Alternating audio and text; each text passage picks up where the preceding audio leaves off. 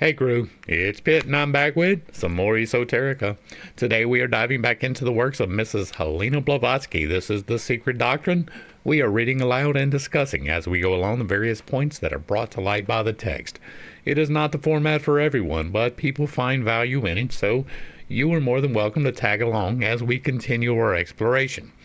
Before we begin, however, if you are unfamiliar with me, any of my unconventional beliefs, or if at any point in time I lose you in the terminology, there will be several playlists linked in the corner above, in the box down below, along with the original source material, so that you can get a better understanding of who I am and why I say the things that I do.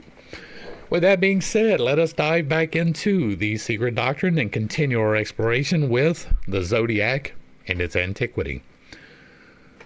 All men are apt to have a high conceit of their own understanding and to be tenacious of the opinions they profess, said Jordan, justly adding to this. And yet, almost all men are guided by the understandings of others, not by their own, and may be said more truly to adopt than to beget their opinions. That is true. That is absolutely true, and we saw that quite abundantly made clear in the year of 2020. This becomes doubly true in the matter of scientific opinions upon hypotheses offered for consideration. The prejudice and preconceptions of authorities, so-called, often deciding upon questions of the most vital importance for history. There are several such predetermined opinions among our learned Orientalists. Yet few are more unjust or illogical than the general error with regard to the antiquity of the Zodiac. Thanks to the hobby of some German Orientalists, English and American Sanskritists have accepted Professor Weber's opinion that the peoples of India had no idea or knowledge of the Zodiac prior to the Macedonian invasion, and that it is from the Greeks that the ancient Hindus imported it into their country. We are further told by several other authorities that no Eastern nation knew of the Zodiac before the Hellenes kindly acquainted their neighbors with their invention.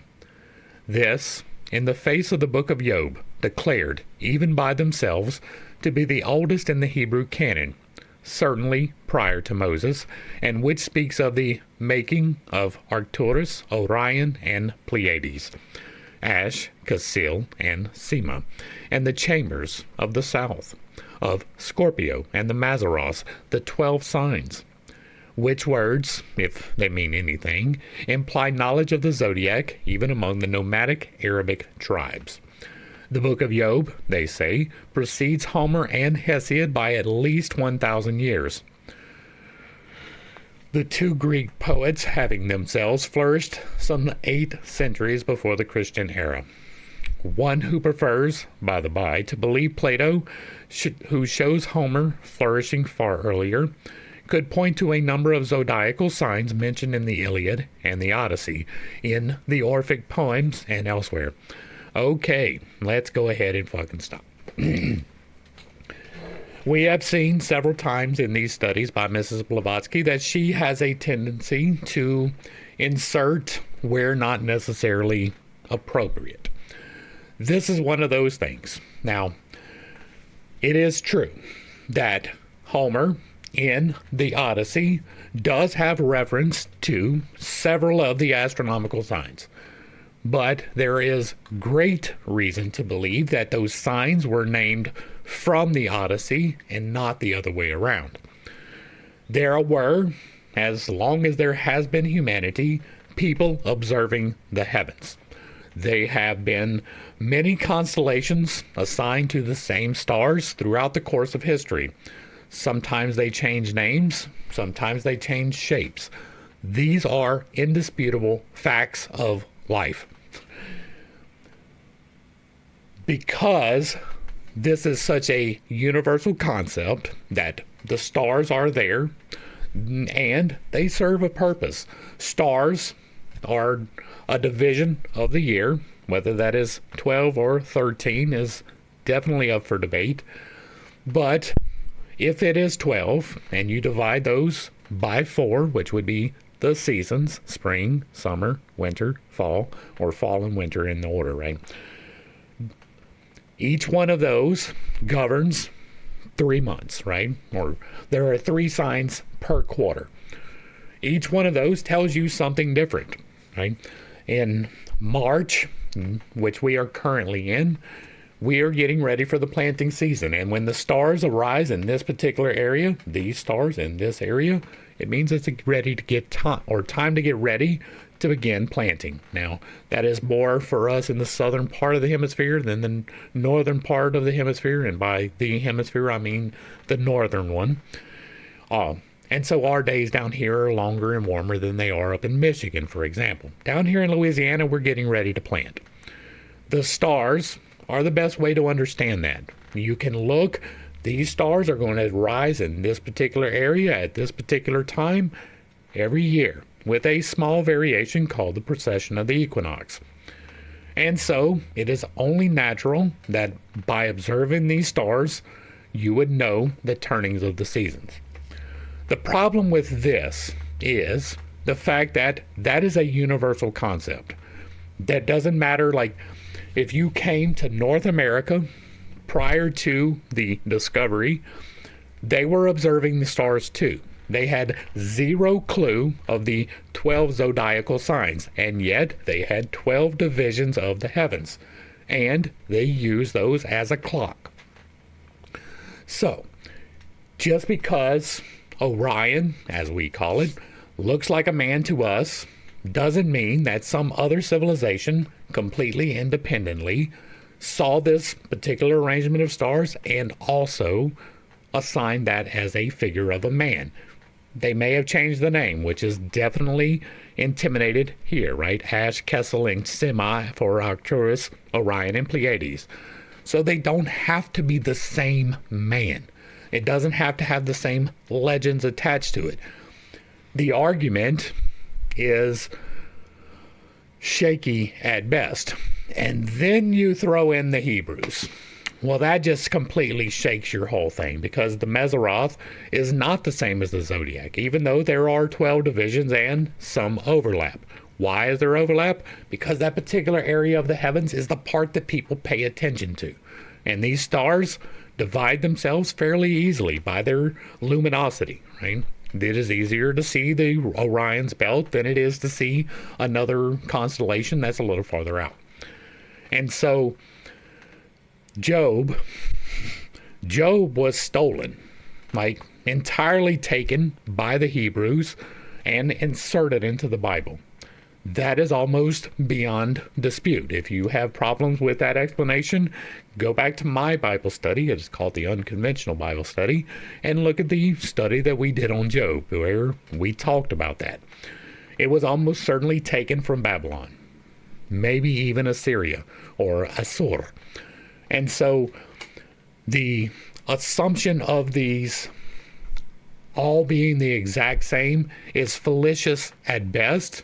And if not that you are just wrong, you're malicious, which means that you are intentionally misleading.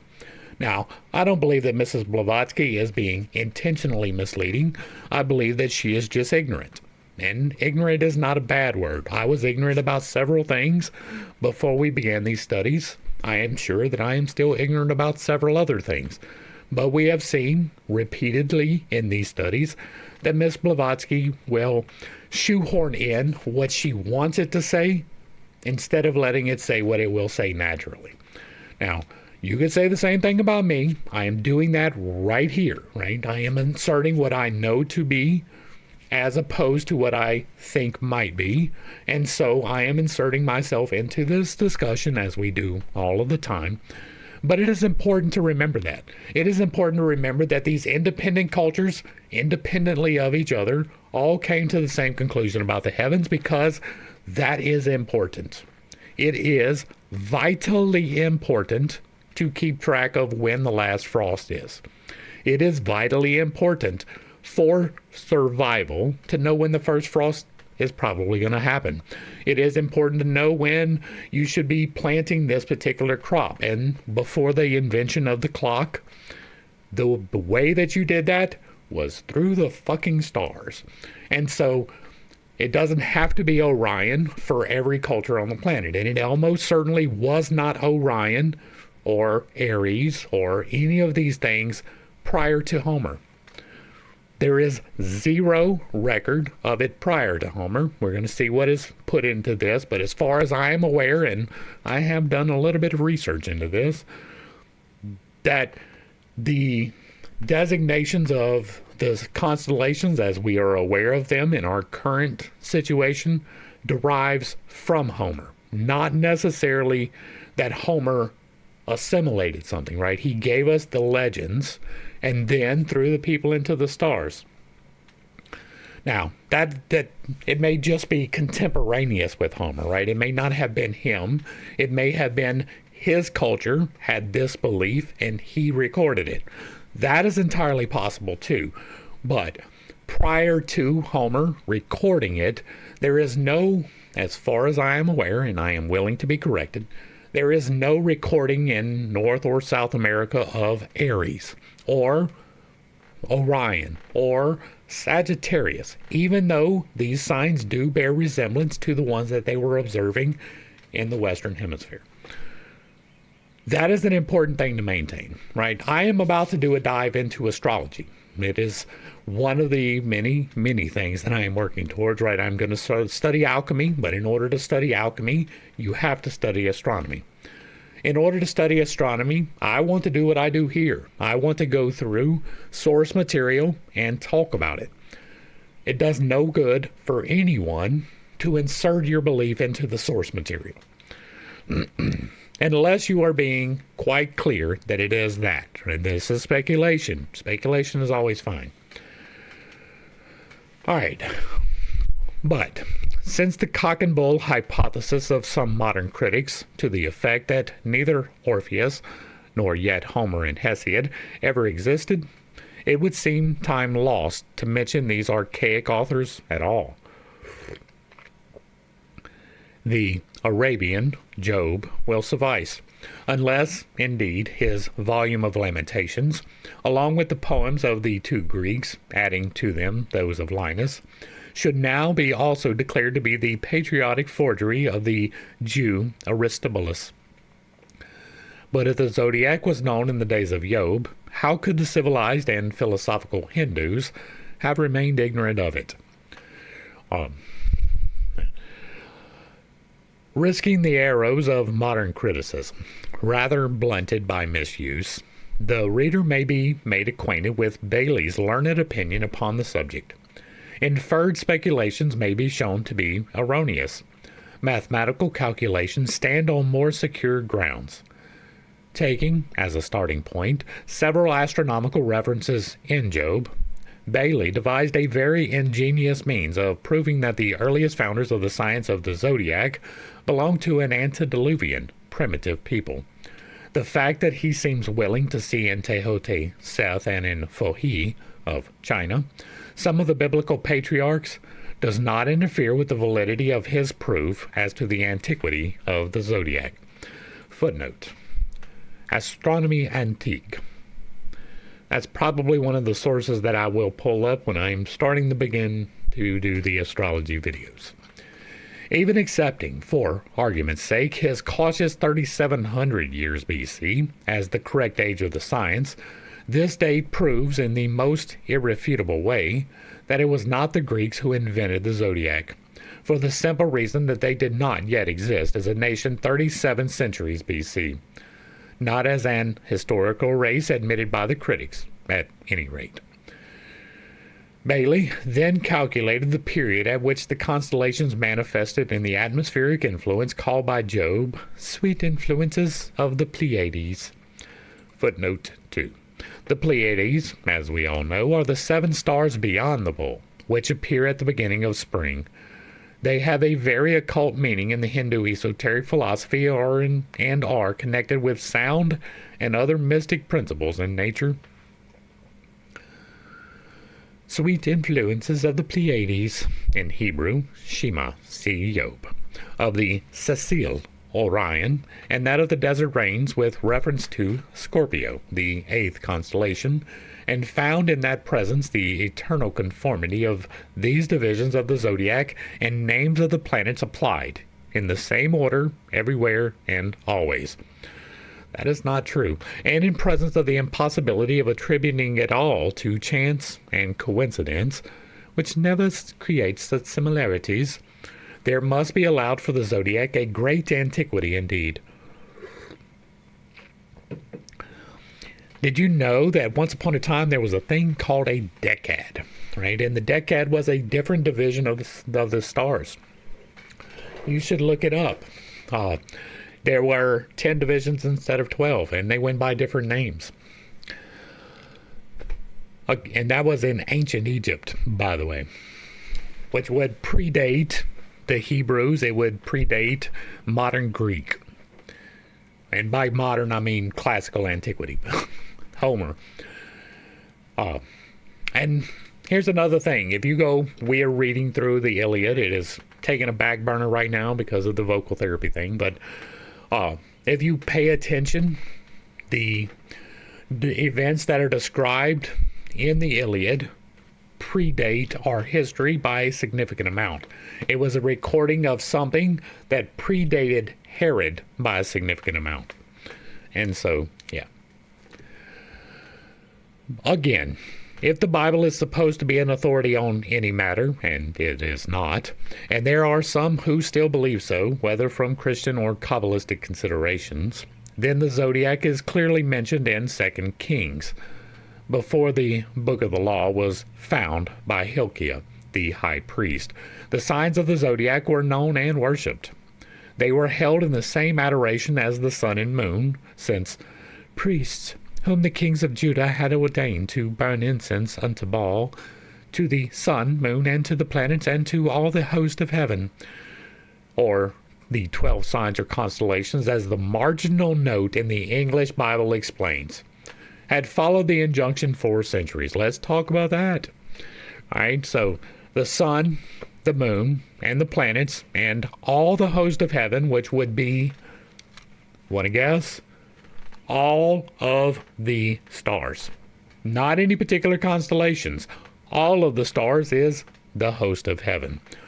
Or the 12 signs is a marginal note in an English Bible. You know what that means? That it was added later. That's what that means. It means this was added later. It was a marginal note in the English Bible. It is not contained in the text. It is somebody explaining something in a way that justifies what they already believe. That's exactly what that is. This was some religious scholar saying, well, the zodiac doesn't accord with the Bible. How can we make it do so? I know. We will go to 2 Kings, and we will say that all of the host of heaven means 12 signs. Does it not include Polaris? Does it not include Cygnus? Does it not include Ursa Major? Does it not include any of the others, Dracoris, or any of those? It doesn't include those. Those aren't part of the host of heaven. They're not up there. No, this is something that you want to be reflected by the text, so you made it reflect so in the text. That happens all the time, like continuously. We have dealt with self-insertions quite a bit. This is a self-insertion. They were stopped in their idolatry only by King Josiah, 624 years BC.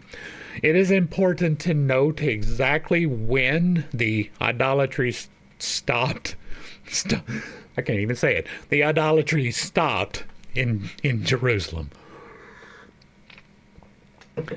If my humor there is any bit confusing to you, once again, I will refer you to the Bible study, particularly Kings. Go back and watch what we went through in Kings and see why I'm laughing at that. And here, I'll give you the spoiler alert. It is because the Jews never had a one religion. They worshipped all kinds of things. Astaroth, that is definitely one of them. Baal, yep. Many, many other gods. They worshipped them all. And there was not cohesion in the Israeli state at all. Like, at all. Except for during the time of King David and King Solomon. That's the only time there was actually literally a kingdom. I mean, you can make the argument for Saul, but that doesn't really count. David unified them. They didn't have possession of Jerusalem until David. Like, it's not the city of David, except that he captured it. He wasn't born there. He didn't live there. That was not his area of operations for most of his life. That was Hebron. And there are many reasons to look into that too. And instead of rehashing the entire Bible study, I'll tell you to go back and watch it. Go back and look at Kings and Chronicles and see exactly how absolutely terrible of a human being both David and Solomon were, and why nobody should try to emulate them in any way, shape, or form. They were absolutely unrepentant up to their death for breaking intentionally all of the commandments. Back to the text. The Old Testament is full of allusions to the 12 zodiacal signs, and the whole scheme is built upon it. Heroes, personages, and events. Thus, in the dream of Joseph, who saw 11 stars bowing to the 12th, which was his star, the zodiac is meant. No, you assume that. And once again, right, it is entirely possible that that is true. But it is not stated in the text at all. There are really good reasons to believe it. I am not taking away from that, right?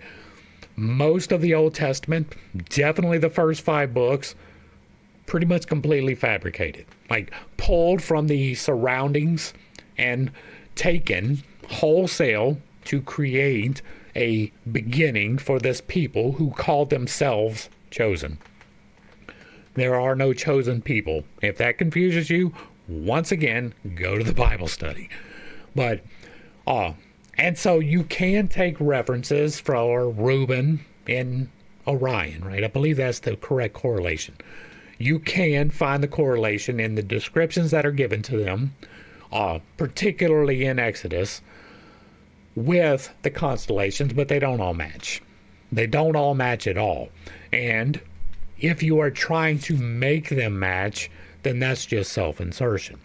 If, however, they match, all 12 of them did match exactly with the 12 constellations, then you can make this assumption and it will still be speculation. Unless it is firmly stated and confirmable, then it is speculation. There is plenty of speculation. I speculate all of the time. One of the things that is not really speculation, but is more factual, is that the Bible is an assimilation of other people's stories.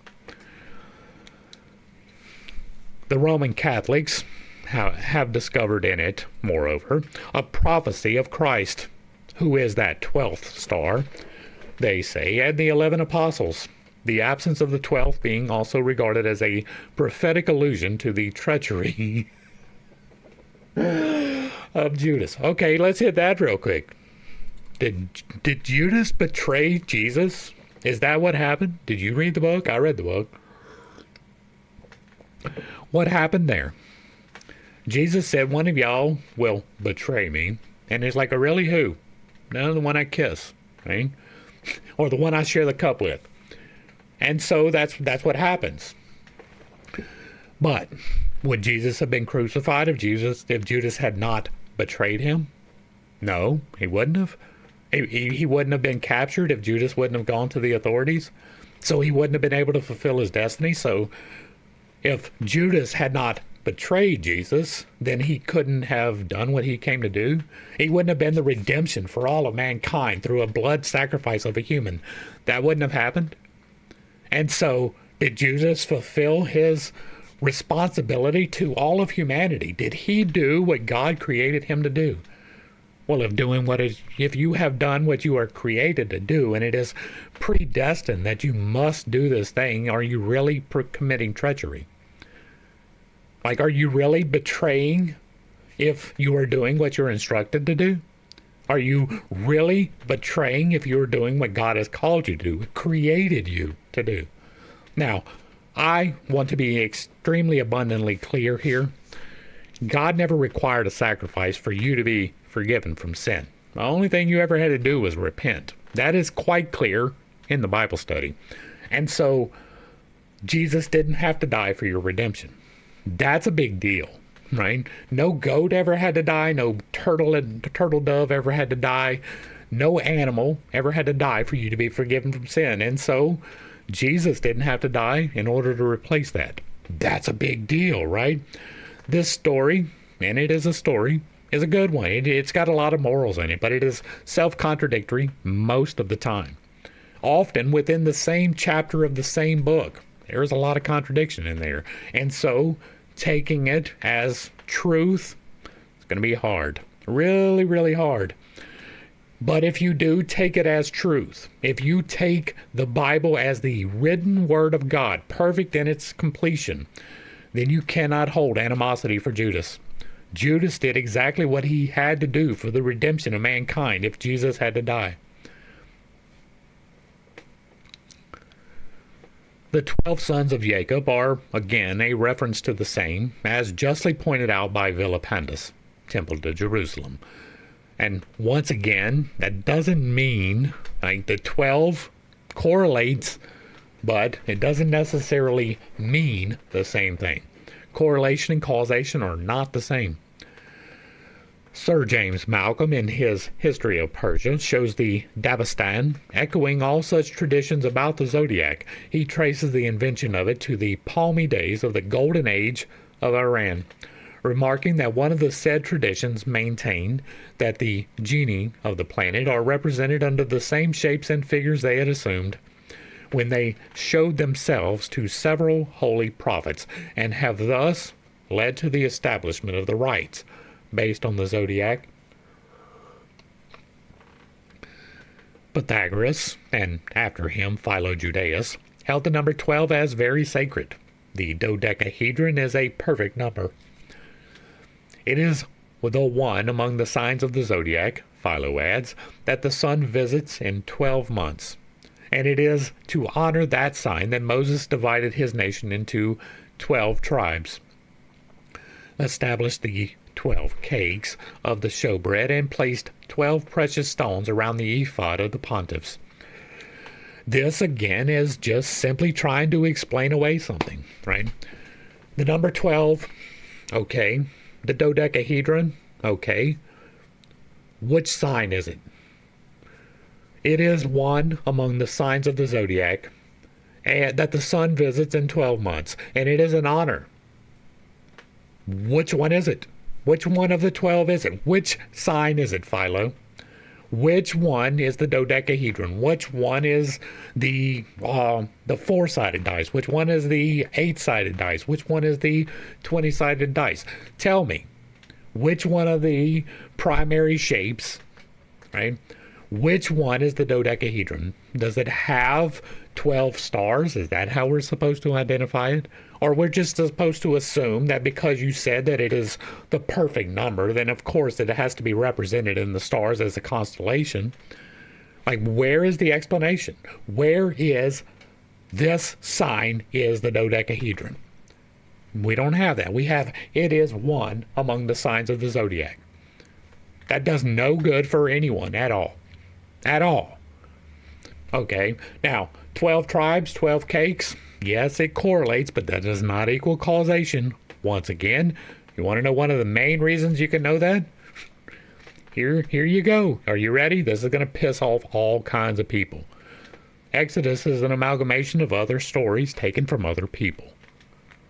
And so, the 12 tribes, the 12 sons, where did they come from? Who pulled them out of their ass? There is zero. I mean, a big nothing on this one.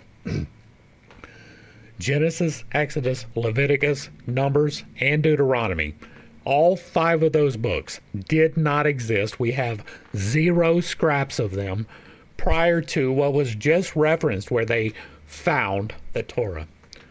When they found, during the reconstruction of the temple, the box that contained the Torah, all of a sudden, then they had this history. All of a sudden, it just happened. This was our story. That's where it came from. It came after Moses. Significantly after Moses. It came after David. It came after Solomon. Then we got Genesis, Exodus, Leviticus, Numbers, and Deuteronomy. You won't find in Kings or Chronicles a reference to Moses. He was the greatest prophet they ever had. He is the person that freed the Israelis, and he is not once mentioned. That's kind of important.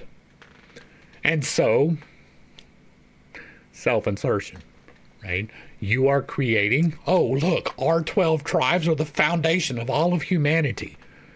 Well, look, there's this other thing that's got 12. We can correlate with that. We can add up to that. We can make that ours. That happened. The 12 stones around the ephod, okay, yes, they do represent things, but they represent the 12 tribes, not constellations. The 12 cakes, one for each tribe, represent the 12 tribes, but not as constellations. You are pulling something and saying that it is true that is not necessarily true. And I understand this is antiquity, right? We have a long lens of history to look back through this one in. Philo-Judaeus was doing the best that he could, but he had a preconceived notion. He already knew that the Bible was infallible, and therefore everything had to accord with it. And that is the problem with that particular book, right? You can't read it from front to back and not apologize for it all the way through it, all the way back to Genesis. In order for Genesis to make sense, you have to say, yeah, but 4,000 years later, this guy is going to die on a cross. And therefore, all of this is fine. Same thing with Exodus, same thing with Numbers, same things with, it's the same thing all the way through. You have to already have decided that this is true for a lot of that shit to make sense. Because it is often contradictory to itself, right? I'm not talking about a minor contradiction either. I'm talking about severe ones. Maybe I can get off of the Bible now. Once again, refer to the Bible study. I have 161 hours of going through that. According to Seneca, Berosus taught prophecy of every future event and cataclysm by the Zodiac. And the time fixed by him for the conflagration of the world, pralaya, and another for a deluge, is found in the answer to the time given in an ancient Egyptian papyrus. It comes at every renewal of the cycle of the sidereal year of 25,868 years. That is a number I have my own reasons. This is my speculation, but it is not based upon nothing. As a matter of fact, I have an entire video by which you can go back and watch me give an hour talk about this and other people, right? I pulled in something I very rarely do when I am doing this type of a video. I brought in authorities. I made an appeal to authority, which I normally don't do, right? I brought in Randall Carlson. I brought in, who else did I bring in? Oh, Ben Davidson. Oh, I may have even brought in some of the guys from the Thunderbolt Project because this number is not correct for a variety of reasons and speculation. 12,000 years, roughly, is a much better fit. 6,000 years, even more so than that. There is a reason why we do not have records older than 6,000 years. It's because there was a flood. 6,000 years ago, there was a flood. Pretty close to a provable thing these days, but once again, it is not allowed to be peer-reviewed, so nobody is going to allow that information to get out. There was, probably 6,000 years prior to that, a fire event. And the earth was shattered by fire, completely reshaped. New mountain ranges rose and continents shifted their positions. Things looked different. A lot of stuff got covered up. And that's probably why. Right? But that is almost certainly at 12,000 years ago and 6,000 years ago. There was something probably 24,000 years ago, roughly. And that would have been 2 fire events ago, right? And so it's not a renewal of the cycle of every sidereal year of 25,868. It is much closer to 12,000 for a variety of reasons, of which are detailed, scientifically trackable, traceable, and provable. You should check that out. The names of the Akkadian months were called by and derived from the names of the signs of the Zodiac. That may be true. I don't know enough about the Akkadians to dispute that. And the Akkadians themselves are far earlier than the Chaldeans. And the only thing that I am pretty sure about the Akkadians is that they were closer to Syria. I'm pretty sure. I could be wrong. Do not take that as gospel at all. But I'm pretty sure that they were close to the Syria-Turkey region. And if so, it is not a far logical leap to say that this could be true and the Akkadians are actually the beginning, and Homer took their stories and assimilated them for himself. I don't know that there is any reason other than these city names that I did not know about to believe that, but it is entirely possible. This is something lost to antiquity. It came from somewhere. It was definitely not the Jews. It was probably not the Hindus, right? If the Hindus were going to do it, there would have been cow, right? Well, I guess we do have Taurus, but yeah, I guess Taurus does kind of fit, even if the name doesn't. Some of the other ones are a little bit iffy, though. So anyway, let's get off of speculation. Mr. Proctor shows in his Myths and Marvels of Astronomy that the ancient astronomers had acquired a system of the most accurate astronomy 2,400 years BC. The Hindus date their Kali Yuga from a great periodical conjunction of the planets 31 centuries BC. And, withal, it is the Greeks belonging to the expedition of Alexander the Great who were the instructors of the Aryan Hindus in astronomy.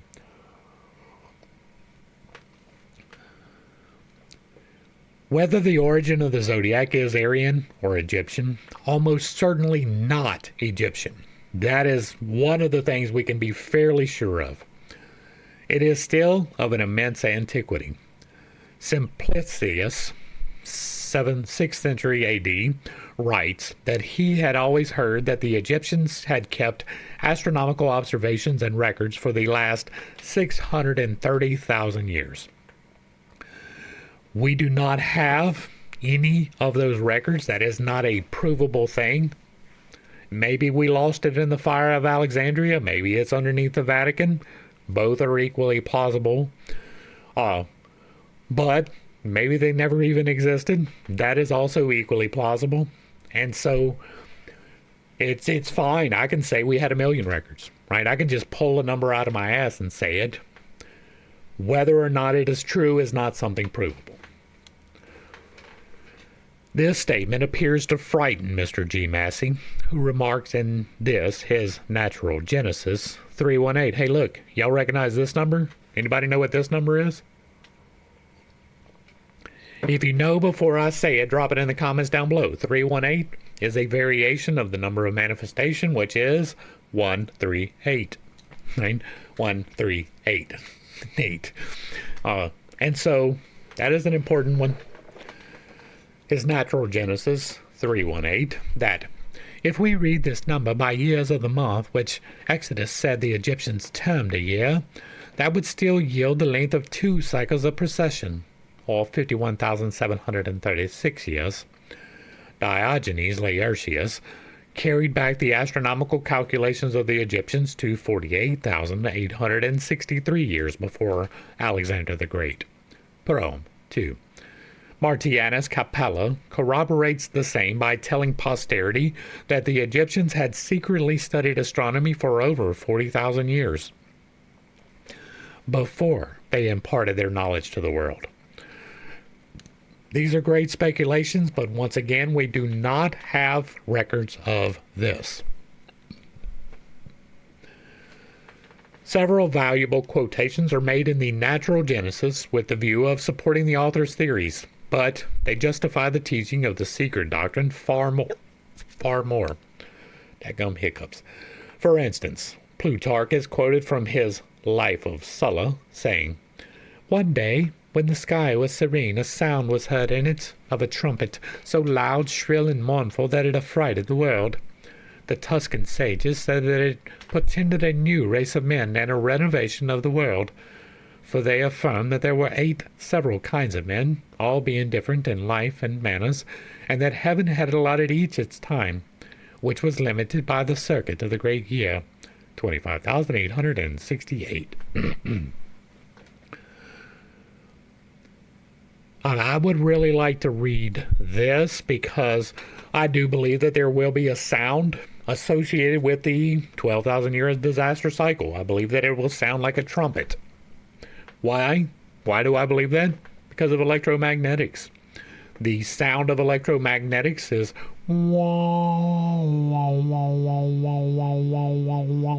it's the same sound that you hear when you're in shock. It's the same sound. And I believe that that same sound we will hear whenever there is this event coming. Because I do believe that there is an event coming. I believe that there will be a sign letting us know that it's coming. And it will be clearly visible in the sky. It will be an abomination that causeth desolation among men. And it has absolutely nothing to do with the Bible. I mean, you can have a prophecy, but you interpret that prophecy through what you already know. And John was absolutely a zealot for Jesus, and so he interpreted it through the lens of Jesus. There wasn't really a reason to. Go back and read it. Once again, Bible study. And so he was recording something, but that doesn't necessarily mean that he recorded it truly, faithfully, and fully. That is a thing, right? He was colored by his predisposition. And so he recorded it, but he may not have recorded it exactly accurately. You can get mad at that if you want to. I believe that he saw this thing coming and interpreted it according to his knowledge, the same way that Isaiah did. Isaiah never mentioned a Messiah. That's going to piss somebody off. Go back and read those books. But Isaiah never predicted the Messiah to come. He never said that there was going to be a sign for the Messiah. He said that there would be a sign for the end of days. That was a completely different thing. And what is stated in the book of Revelation is mostly a retelling of Isaiah. All right. This reminds one strongly of our 7 races of men, and of the 8th, the animal man, descended from the later 3rd race, as also of the successive submersions and destructions of the continents, which finally disposed of almost the entire bulk of that race. This is another one of those speculations. Now, what she is saying here, right, the 3rd race of man was the Atlanteans, I believe. Maybe that was the 4th, because we are the 5th, according to her. Now, I have reasons to put us in the 5th dimension, which would be the 5th step evolutionarily, according to the theory of spiritual evolution, which is my speculations. And so that correlates a little bit with what she believes about our race, but not necessarily.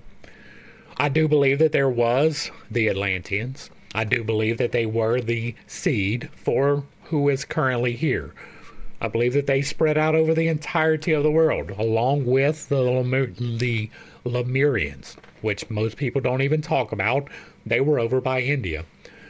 I believe that Atlantis and Lemuria were probably concurrent and oppositionary, and that we are descended from them, but not in the same way that she believes that they were, right? She credits them with our generation, which I don't necessarily do. I believe that we are created, but I believe that God created us, not the Anunnaki, which is the differentiation from Mrs. Blavatsky. And so that is just a point of contention that I hold.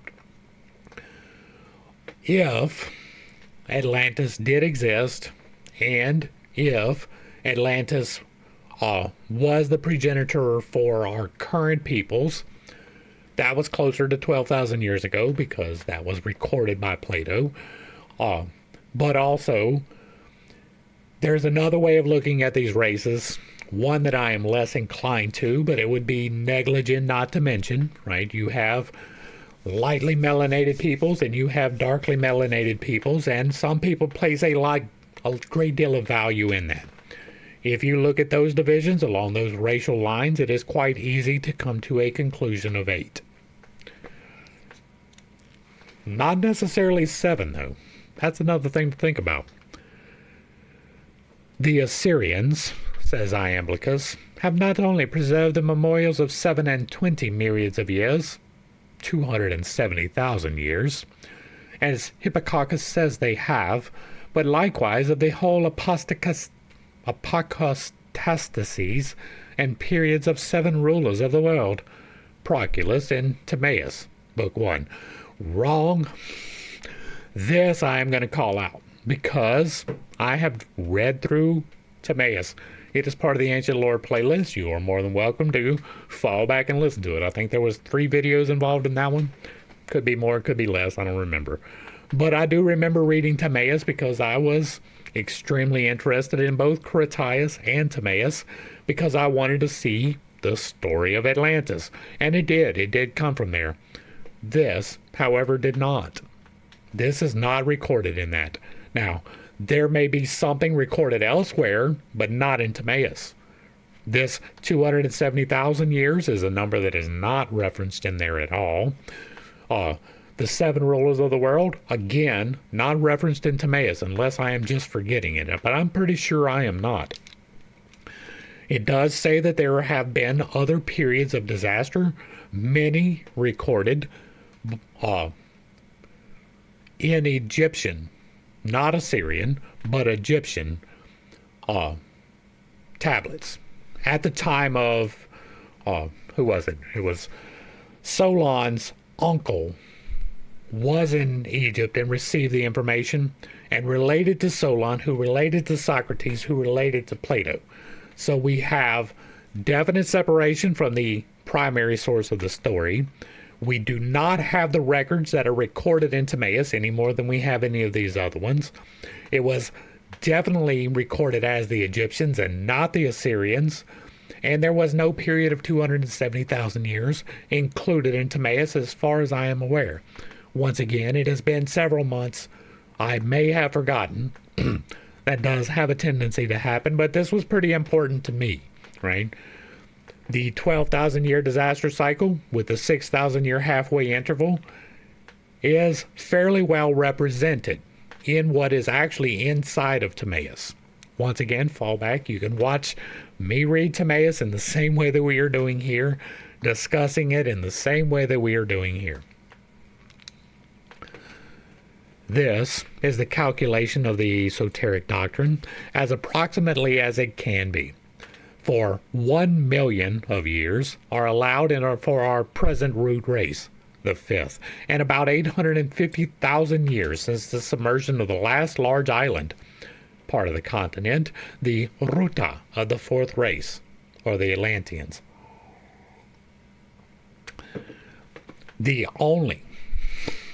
I cannot stress this enough because this is, again, something I am interested in, right? Y'all can't see it, but I've got a map over here that I created of Atlantis because I am building a whole story around the actual history. And so I'm interested. This is something I want to be at least a little bit correct in, right? Nobody has the full history.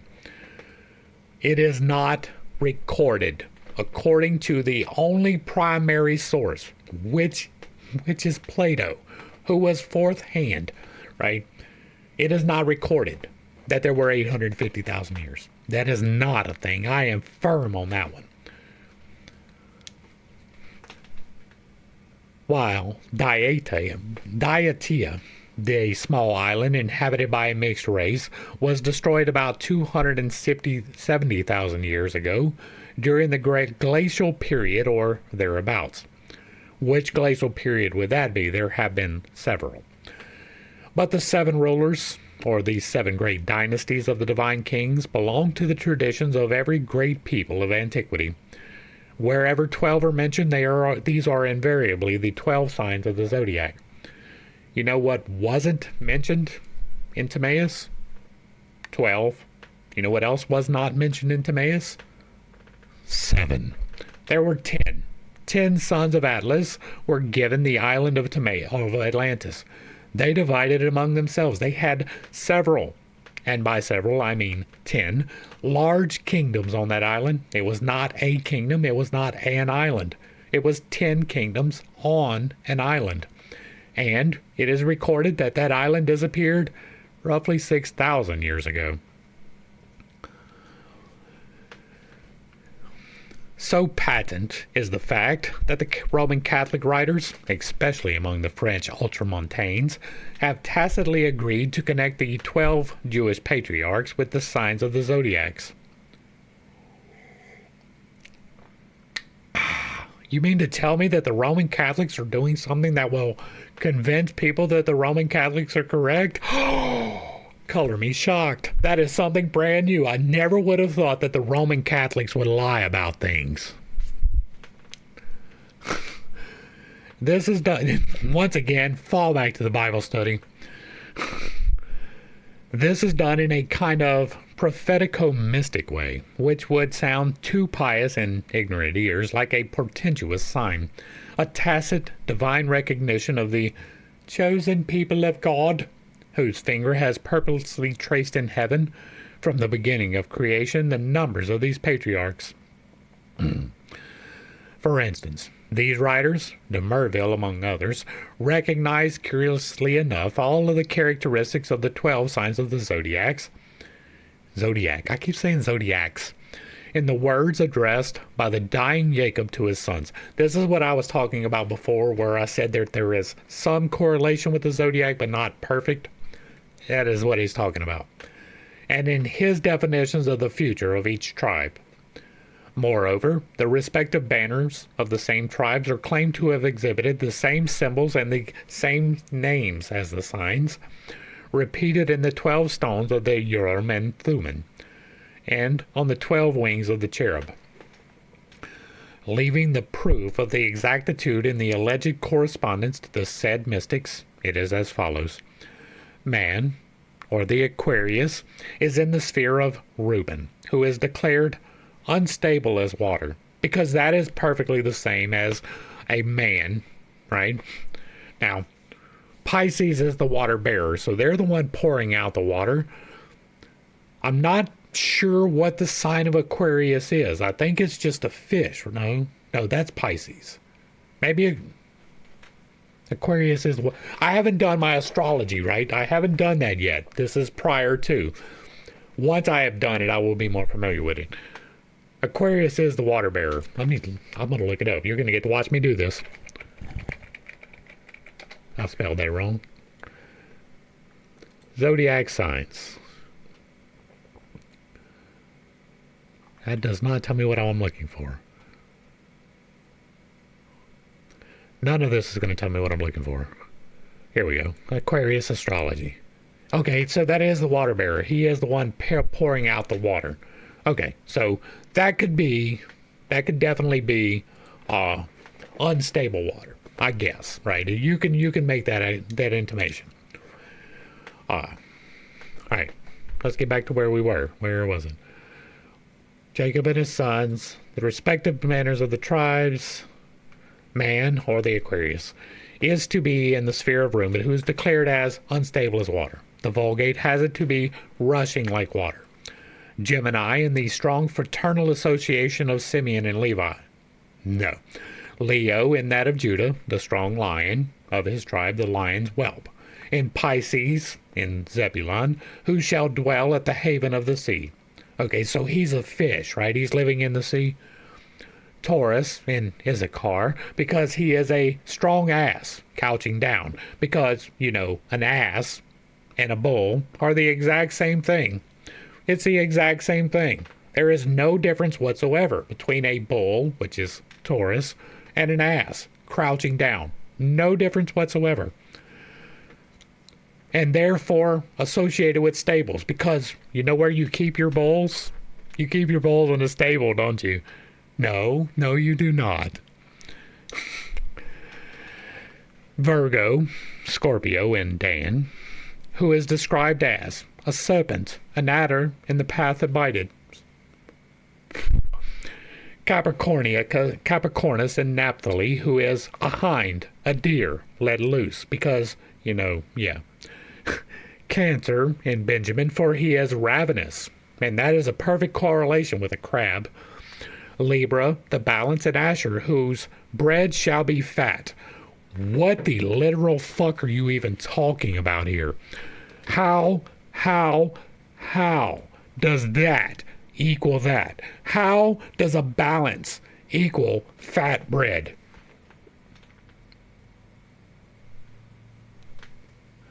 Do you mean heavy weights on the scales?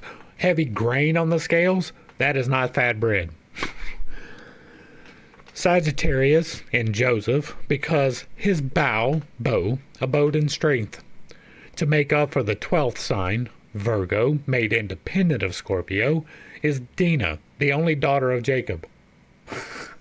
Go back to the Bible study, please. Tradition shows the alleged tribes carrying the 12 signs on their banners. But the Bible is, beside these, full of theocosmological and astronomical symbols and personifications. There is a great argument to be made that at least the beginning, the Old Testament, is completely allegorical.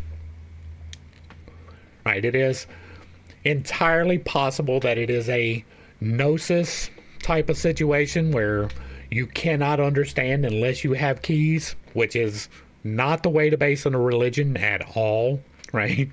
At all.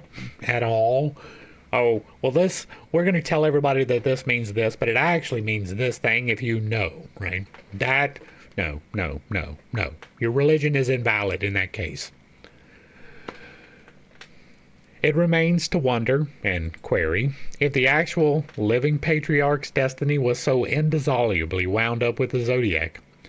How is it that after the loss of the 10 tribes, 10 out of the 12 have not also miraculously disappeared from the sidereal fields?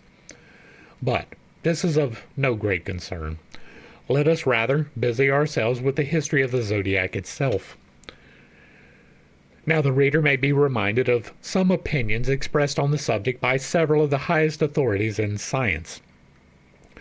Newton believed the invention of the Zodiac could be traced as far back as the expedition of the Argonauts, and Delaunay fixed its origin at 6,500 years BC, just 2,496 years before the creation of the world according to Bible chronology. Now, that is by biblical chronology. It is more likely closer to 4,000 years BC because the 6,000 year thing. And there is a reason why, if it can indeed be traced back to that event, why we would need to trace the things in the sky, because if the planet does, as it does according to my speculations, rotate 90 degrees, the stars, the constellations that appeared in the sun, as what we track in the Zodiac, would change. It would not be the same. And so it would make sense, if it is true that the planet does rotate, that at that point, which is roughly 6,000 years ago, it could be as far as 7,000, but that is really pushing it. If that is true, then that would explain why that came to be then, right? And it would explain why there was something else prior to. We're not going to get into that because this is already an hour long, and we're not even really halfway, so back to the text. Cruiser believes it very easy to show that most of the theogonies are intimately connected with religious calendars and point to the Zodiac as their prime origin. If not identical with the Zodiac known to us now, then something very analogous to it. He feels certain that the Zodiac and its mystic relations are at the bottom of all the mythologies, under one form or the other, and that it had existed in the old form for ages before. Owing to some singular coordination of events, it was brought out in the present defined astronomical garb. Whether the genii of the planets, or Diane Kohans of supermundane spheres, showed themselves to holy prophets or not, as claimed in the Dabistan, it would seem the great laymen and warriors were favored in the same way in the days of old, when astrological magic and theophania went hand in hand in Chaldea. For Xenophon, no ordinary man, narrates of Cyrus, that at the moment of his death, that king was giving ardent thanks to God and heroes for having so often instructed him themselves about the signs in heaven. Ev Orianus Simeonus, Cyropedia. Unless the science of the zodiac is supposed to be of the highest antiquity and universality, how account for its signs being traced in the oldest theogonies? Laplace is said to have felt struck with amazement at the idea of the days of Mercury, Wednesday, Venus, Friday, Jupiter, Thursday, Saturn, Saturday, and others being related to the days of the week in the same order and with the same names in India as in Northern Europe. Try, if you can, with the present system of autochthonous civilizations, so much in fashion in our day, to explain how nations with no ancestry, no traditions or birthplace in common, could have succeeded in inventing a kind of celestial phantasmagoria, a veritable imbroglio of sidereal denominations without sequence or object, having no figurative relation with the constellations they represent, and, still less, apparently, with the phases of our terrestrial life they are made to signify. Had there not been a general intention and a universal cause and disbelief at the root of all of this? Pneumatology. Most truly has Dupois asserted the same. Il est impossible de découvrir le moindre trait de ressemblance entre les portraits du ciel et les figures que les astronomes y ont arbitrairement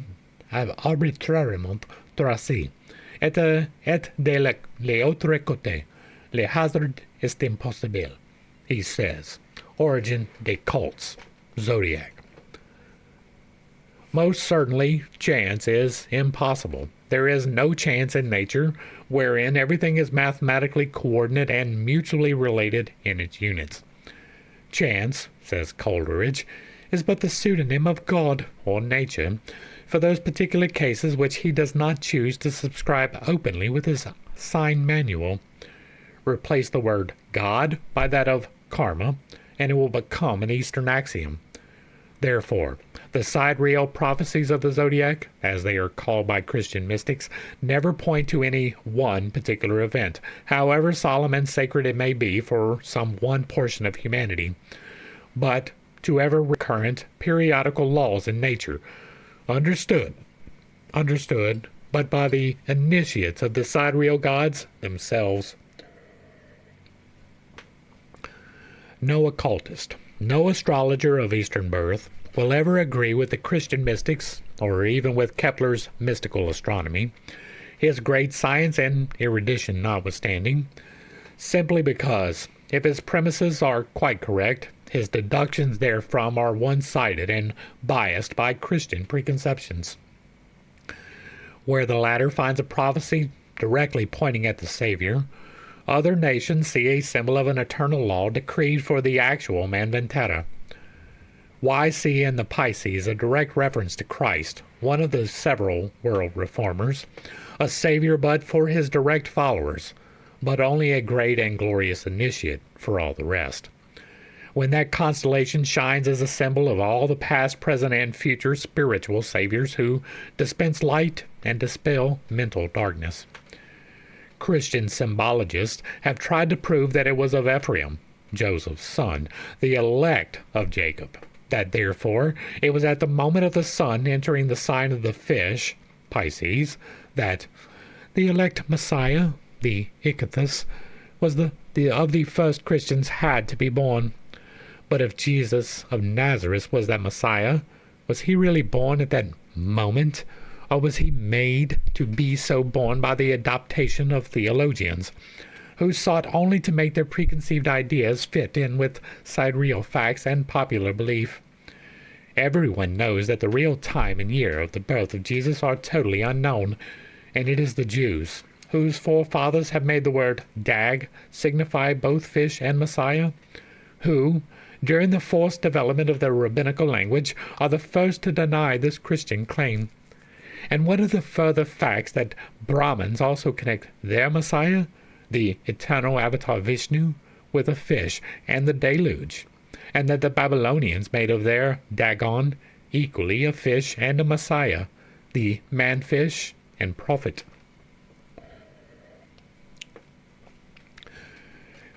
It is important to note that Jesus almost certainly was not born on December the 25th. Nor was he persecuted and had to flee to Egypt because there was a great killing of people, right? That is a story. It is recorded in the Bible, and that is the only place that it is recorded. All of the historians in the entirety of the area did not record that Herod killed all of the babies. Isn't that amazing? There were active historians working, recording accurately things that happened. He never mentioned this great massacre of children. Who would have thunk? There are those learned iconoclasts among Egyptologists who say that when the Pharisees sought a sign from heaven, Jesus said, "There shall be no sign given but the sign of Jonas." The sign of Joseph is that of Owan, or fishman of Nineveh. Assuredly, there was no sign, no other sign, than that of the sun reborn in Pisces. The voice of the secret wisdom says those who are looking for signs can have no other than that of the returning fishman, Ichthys, Oannes, or Jonas, who could not be made flesh. Well, that is not as what is in the book, right? Jonas was not a fish man. He was swallowed by a fish. Not a whale, but a fish. That is the story, right? The sign being that there was repentance in Nineveh. That was the sign of Jonah, right? Now, there is a legend that is not recorded in the story, that there was a sign in the sky that told Jonah that he needed to go to Nineveh, but that is just part of a legend. I'm pretty sure that's not in the actual story. And if so, then the sign in the sky would be the sign of Jonah, but the sign of Jonah, he already knew that he was to go to Nineveh when he was cast overboard and the fish ate him. That wasn't the sign. The turbulent waters might have been a sign, but probably not. What did Jonah get? What was given to Jonah as a sign? That God was real. Nineveh repented. He sat on the hill and waited for them to be smitten, but they repented. So if there was a sign, it is almost certainly not a fish. It may be something in the sky. That is a possibility. It may be the repentance. That is a possibility. It can even be the stormy sea which made the sailors throw Jonah overboard. That is a possibility. But the fish is not. Assuredly, there was no other sign than that of the sun reborn in Pisces. The voice of the secret wisdom says that those who are looking for signs can have no other than that of the returning fishman. It would appear that Kepler maintained it as a positive fact that, at the moment of the incarnation, all of the planets were in conjunction in the sign of Pisces, called by the Jews, the Kabbalists, the constellation of the Messiah.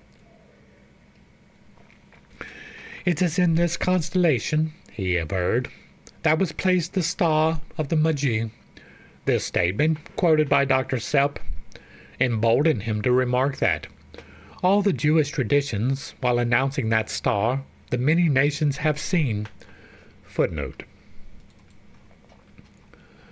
Whether many nations have seen that identical star or not, we all know that the sepulchres of the three Magi, who rejoice in the quite Teutonic names of Caspar, Melchior, and Balthasar, being the only exception, and the two having little of the Chaldean ring in them, are shown by the priest in the famous cathedral of Cologne, where the Magian bodies are not only supposed but firmly believed to have been buried.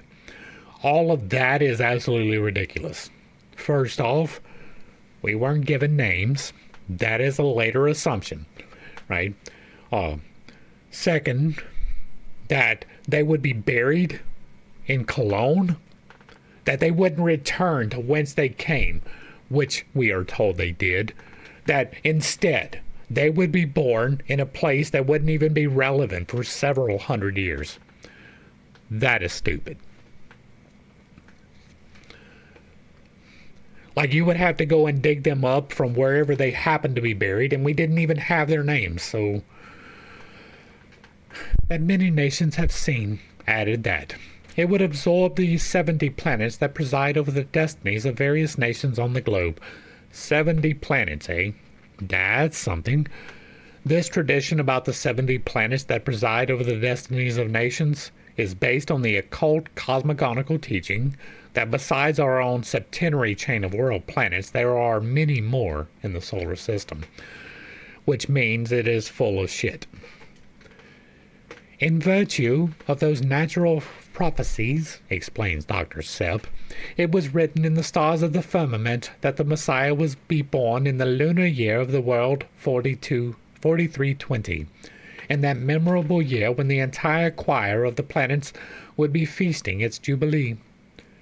There was indeed a rage, at the beginning of the present century, for claiming from the Hindus restoration of an alleged robbery from the Jews of their gods, patriarchs, and chronology.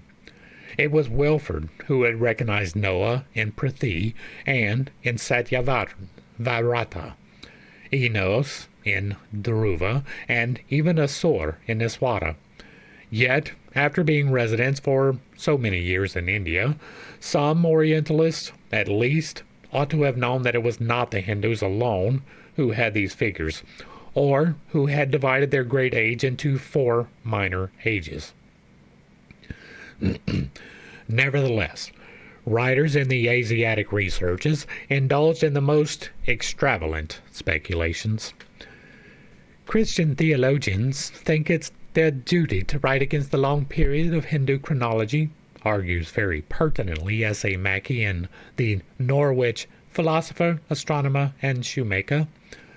But when a man of learning crucifies the names and numbers of the ancients, and wrings and twists them into a form which means something quite foreign to the intention of the ancient authors, but which, so mutilated, fits in with the birth of some maggot pre-existing in his own brain with so much exactness that he pretends to be amazed at the discovery, I cannot think him quite so pardonable. Key of Urania. This is intended to apply to Captain, later Colonel, Wilford, but the words may fit more than one of our modern Orientalists. The former was the first to crown his unlucky speculations in Hindu chronology and the Puranas by connecting the 4,320,000 years with biblical chronology, simply dwarfing the figures to 4,320 years, the supposed lunar year of the Nativity, and Dr. Sepp has simply plagiarized the idea from this gallant officer. Moreover, he persisted in seeing in them Jewish property, as well as a Christian prophecy, thus accusing the Arians of having helped themselves to Semitic revelation, whereas it was the reverse. The Jews, moreover, need not be accused of despoiling the Hindus, of whose figures Ezra probably knew nothing. They had evidently and undeniably borrowed them from the Chaldeans, along with their gods. Of the 432,000 years of the Chaldean divine dynasties, footnote. Every scholar is aware, of course, that the Chaldeans claim the same figures, 432, or 432,000, for their divine dynasties as the Hindus do for their Mahayuga, namely 4,320,000. Therefore, has Dr. Sepp of Munich undertaken to support Kepler and Wilford in their charge that the Hindus had borrowed them from the Christians and the Chaldeans from the Jews, who, as claimed, expected their Messiah in the lunar year of the world 4320. As these figures, according to ancient writers, were based by Berosus on the 120 Soroses, each of the divisions meaning 6 Neroses of 600 years each, making a sum total of 432,000 years. They do not thus appear peremptory. But the pious professor of Munich undertook to explain them in the correct way. He claims to have solved the riddle by showing that the Seros, being composed according to Pliny of 222 synodial months, to wit, 18 years 6/10, the calculator naturally fell back into the figures given by Suidas, who affirmed that the 120 soroses made 2,222 sacerdotal and cyclic years, which equaled 1,656 solar years. Of the 432,000 years of the Chaldean divine dynasties, they made 4,320 years from the world's creation to the Christian era. As to the Babylonian and Egyptian gods, they transformed them as quietly and modestly into patriarchs. Every nation was more or less guilty of such refashioning and adaptation of a pantheon, common once to all, of universal, international, tribal gods and heroes. It was their property in its new Pentateuchal garb that no one of the Israelites has ever forced it upon any other nation, least of all upon the Europeans. Without stopping to notice this very unscientific chronology more than is necessary, we may make a few remarks that may be found to the point. These figures of 4,320 lunar years of the world, in the Bible the solar years are used, are not fanciful. As such, even if their application is quite erroneous, for they are only the distorted echo of the primitive esoteric and later on Brahmanical doctrine concerning the yugas. A day of Brahma equals 4,320,000,000 years, as also a night of Brahma, or the duration of Pralaya, after which a new sun arises triumphantly over the new Manvantara. For the septenary chain it illuminates. The teaching had penetrated into Palestine and Europe centuries before the Christian era, see Isis Unveiled 2, and was present in the minds of the Mosaic Jews, who based upon it their small cycle, though it received full expression only through the Christian chronologers of the Bible, who adopted it, as also the 25th of December, the day on which all the solar gods were said to have been incarnated. What wonder, then, that the Messiah was made to be born, the lunar year of the world 4,320. The Sun of righteousness and salvation had once more arisen and had dispelled pralaic darkness of chaos and non-being on the plane of our objective little globe and chain. Once the subject of the adoration was settled upon, it was easy to make the old supposed events of his birth, life, and death fit in with the zodiacal exigencies and old traditions, though they had to be somewhat remodeled for the occasion. Thus, what Kepler said, as a great astronomer, becomes comprehensible. He recognized the grand and universal importance of all such planetary conjunctions, each of which, as he has well said, is a climacteric year of humanity. Footnote. The reader has to bear in mind that the phrase climacteric year has more than the usual significance when used by occultists and mystics. It is not only a critical period during which some great change is periodically expected, whether in human or cosmic constitution, but it likewise pertains to spiritual universal changes. The Europeans called every 63rd year the grand climacteric, and perhaps justly supposed those years to be the years produced by multiplying 7 into the odd numbers 3, 5, 7, and 9. But 7 is the real scale of nature in occultism, and 7 has to be multiplied in quite a different way and method, unknown as yet to European nations. The number is not 7, it is 8. Fundamental harmonics. The rare conjunction of Saturn, Jupiter, and Mars has a significance and importance on account of its certain great results in India and China, as much as it has in Europe for the respective mystics of all those countries.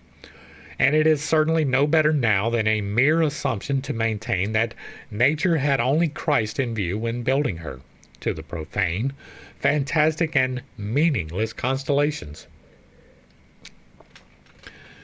If it is claimed that it was no hazard that could lead the archaic architects of the Zodiac thousands of years ago to mark with the asterisk A. The figure of Taurus, with no better or more valid proof of its being prophetic of the verbum or Christ than that the Aleph of Taurus means the one and the first, and that Christ was also the Alpha or the one.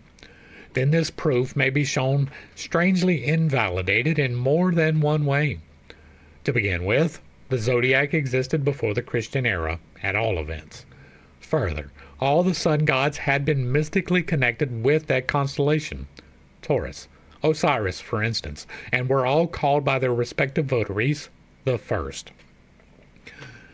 Then, the compilers of the mystical epithets given to the Christian Savior were all more or less acquainted with the significance of the zodiacal signs, and it is easier to suppose that they should have arranged their claims so as to answer the mystic signs than the latter should have shown as a prophecy for one portion of humanity for millions of years, taking no heed of the numberless generations that had gone before and those to be born hereafter.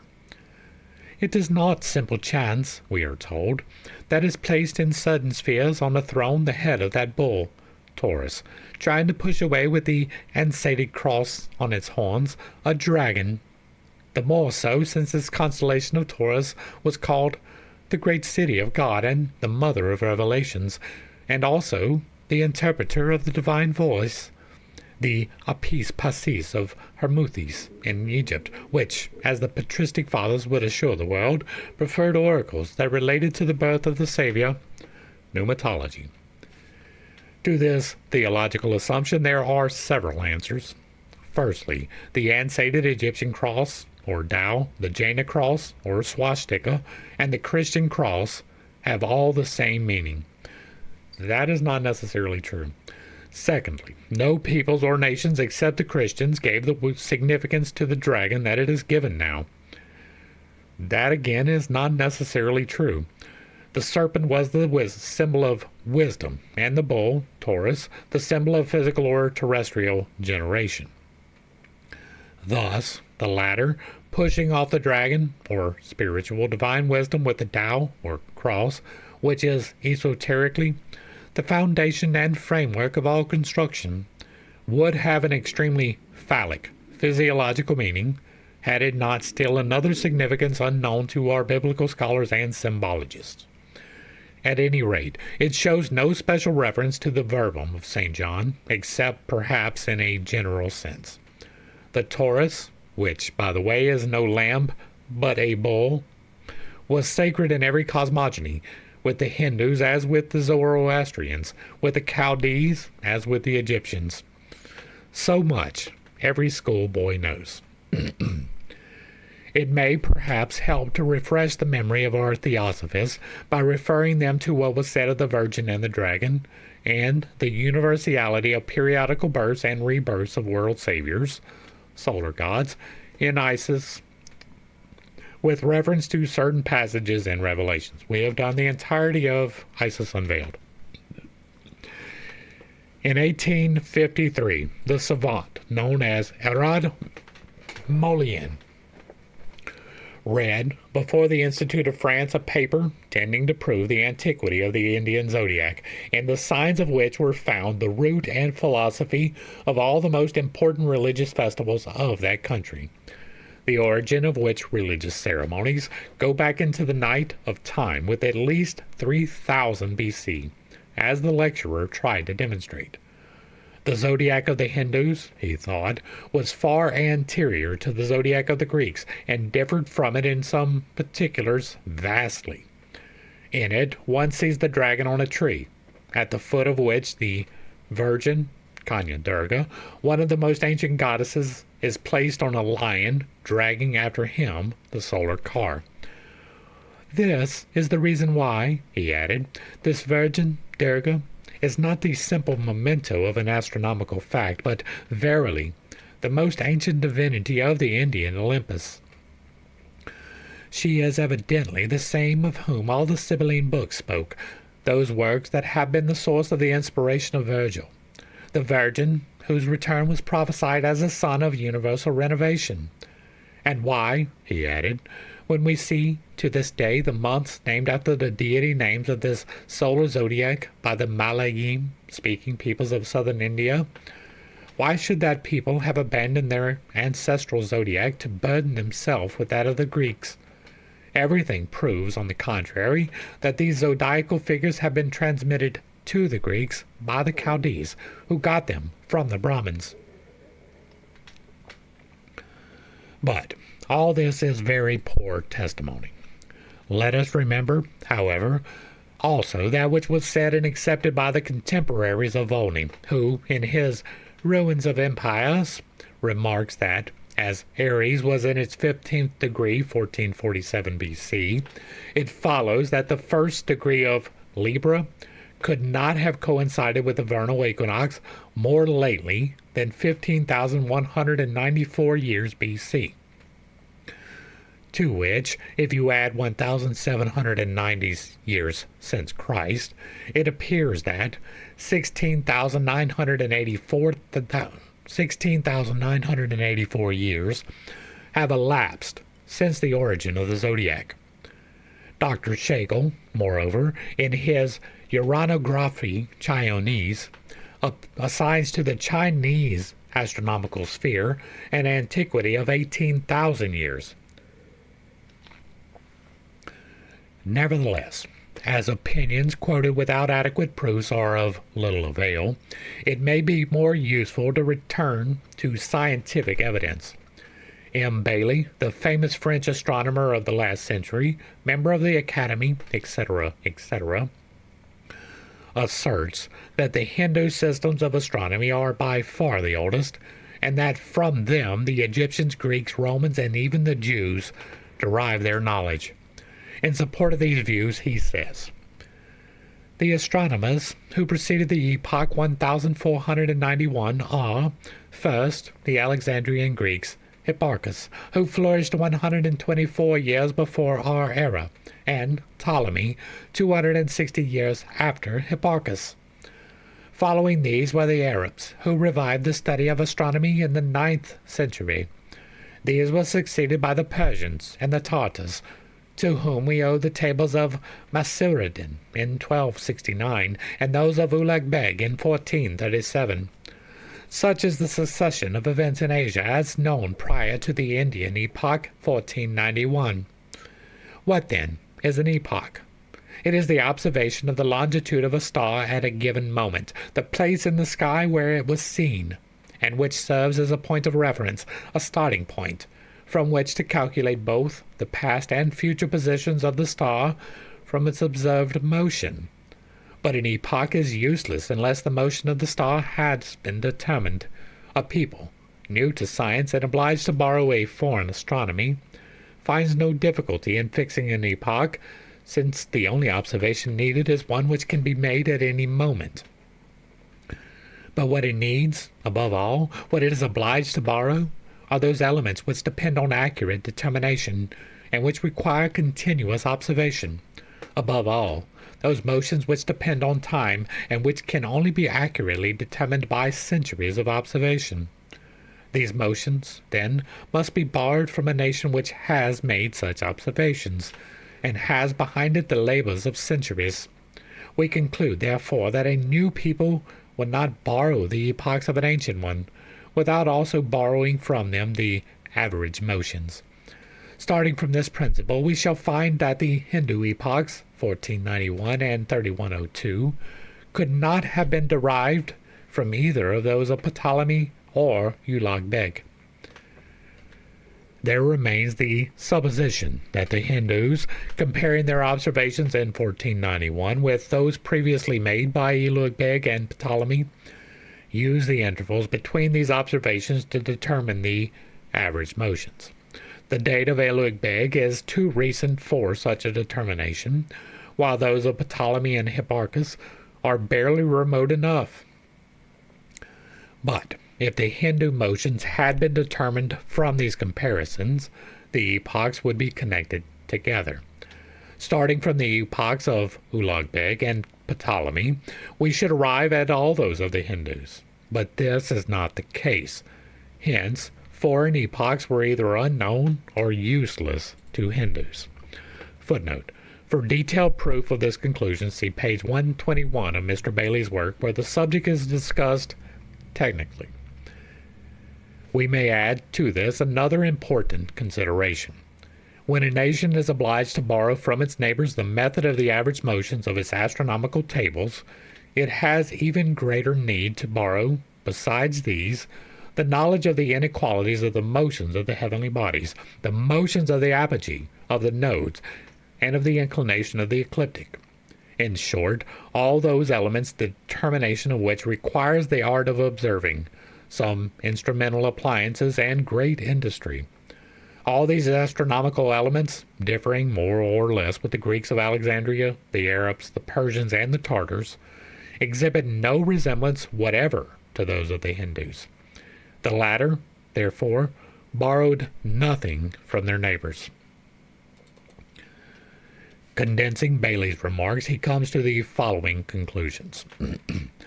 If the Hindus did not borrow their epoch, they must have possessed a real one of their own, based on their own observations, and this must be either the epoch of the year 1491 after, or that of the year 3102 before our era, the latter preceding by 4,592 years the epoch 1491.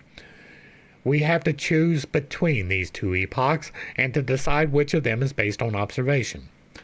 But before stating the arguments which can and must decide the question, we may be permitted to make a few remarks to those who may be inclined to believe that it is a modern observations and calculations which have enabled the Hindus to determine the past positions of the heavenly bodies. It is far from easy to determine the celestial movements with sufficient accuracy to ascend the stream of time for 4,592 years, and to describe the phenomena which must have occurred at that period. We possess today excellent instruments. Exact observations have been made for some 2 or 3 centuries, which already permit us to calculate with considerable accuracy the average motions of the planets. We have the observations of the Chaldeans, of Hipparchus and Ptolemy, which, owing to the remoteness from the present time, permit us to fix these motions with greater certainty. Still, we cannot undertake to represent with invariable accuracy the observations throughout the long period intervening between the Chaldeans and ourselves, and still less can we undertake to determine with exactitude events occurring 4,592 years before our day, which would be around 6,000 years. Cassini and Meyer have each determined the secular motion of the moon, and they differ by 3 minutes 43 seconds. The difference would give rise to 46 centuries to an uncertainty of nearly 3 degrees in the moon's place. Doubtless, one of these determinations is more accurate than the other, and it is for observations of a very great antiquity to decide between them. But in very remote periods, where observations are lacking, it follows that we are uncertain as to the phenomena. How, then, could the Hindus have calculated back from the year 1491 A.D. to the year 3102 before our era, if they were only recent students of astronomy? The Orientals have never been what we are. However high an opinion of their knowledge we may form from the examination of their astronomy, we cannot suppose them ever to have possessed that great array of instruments which distinguishes our modern observatories, and which is the product of simultaneous progress in various arts. Nor could they have possessed that genius for discovery which has hitherto seemed to belong exclusively to Europe, and which, supplying the place of time, causes the rapid progress of science and of human intelligence. If the Asiatics have been powerful, learned, and wise, it is power and time which have produced their merit and success of all kinds. Power has founded or destroyed their empires. Now it has erected edifices, imposing by their bulk. Now it has reduced them to venerable ruins, and while these vicissitudes alternated with each other, patience accumulated knowledge, and prolonged experience produced wisdom, It is the antiquity of the nations of the East which has erected their scientific fame.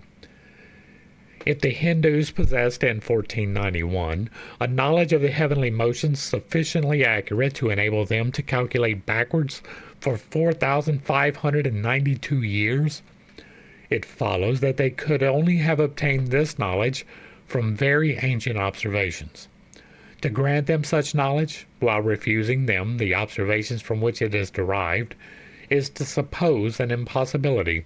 It would be equivalent to assuming that at the outset of their career they had already reaped the harvest of time and experience.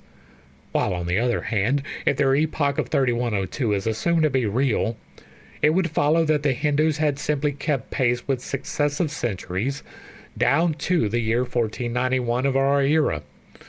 Thus, time itself was their teacher. They knew the motions of the heavenly bodies during these periods, because they had seen them, and the duration of the Hindu people on earth is the cause of the fidelity of its records and the accuracy of its calculations. It would seem that the problem as to which of the two epochs of 3102 and 1491 is the real one ought to be solved by one consideration, vis-a-vis, that the ancients, in general, and particularly the Hindus, calculated and therefore observed eclipses only, says Bailey. Now, there was no eclipse of the sun at the moment of the epoch 1492, and no eclipse of the moon either 14 days before or after that movement.